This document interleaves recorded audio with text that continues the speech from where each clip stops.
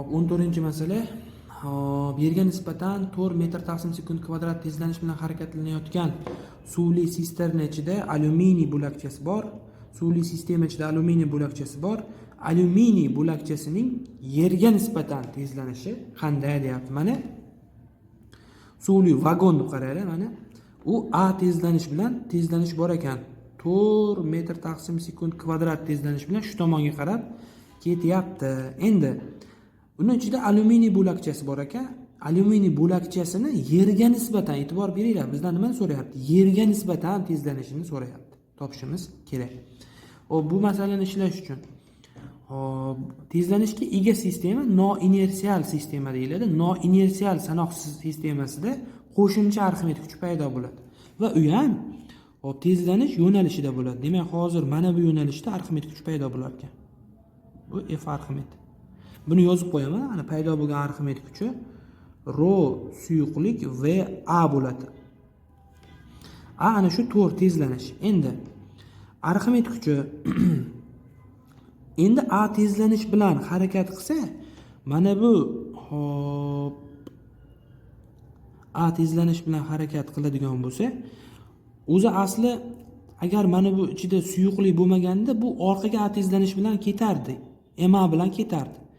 Endi hozir qandaydir suyuqlik bo'lgani uchun u va mana bu jismimiz ichligi suyuqlik zichligidan katta bo'lgani uchun orqaga qandaydir AX tezlanish bilan ketadi. Suyuqlik bo'lgani uchun. Mana bu tezlanish bilan keta olmaydi.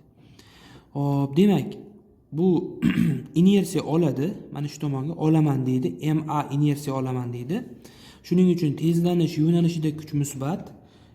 MA minus F Arximed teng MAX. Mana bu AX alyuminiy bo'lakchasining sisternaga nisbatan tezlanish. Hozir AX topsa biz masalani ishlagan bo'lmaymiz. Endi mana bu M jism massasi, rho jism VA minus Arximed kuchi rho suyuqlik VA teng rho jism VAX ga. Biz AX topishimiz kerak. Velarni qisqartirib olamiz. Demak, AX ni topadigan bo'lsak, demak AX imiz mana kelasidan A ni chiqarib olsak, rho jism minus rho suyuqlik taqsim rho jism bo'ladi. Rho jism alyuminiy 2700 minus suyuqlik suv 1000 taqsim rho jism 2700. Hop, ko'paygani tezlanish bor. Mana bu joyda 4 edi tezlanish A. Hisoblaydigan bo'lsam, mana 1700 4 ko'paytirsam, hop 6800, uni 2700 ga bo'lsak, demak AX chiqar ekanmizda. AX 2.5 chiqar ekan. 6827 ga bo'lsam 2.5 chiqadi. Endi chiqqan AX bu alyuminiy bo'lakchasini sisternaga, suvli sistemaga nisbatan tezlanishi. Bizga yerga nisbatan so'ralgani uchun yerga nisbatan tezlanishini topish uchun mana bu vagon tezlanishi hop 4 dan chiqargan AX-imizni ayirib qo'yamiz 2,5 dan.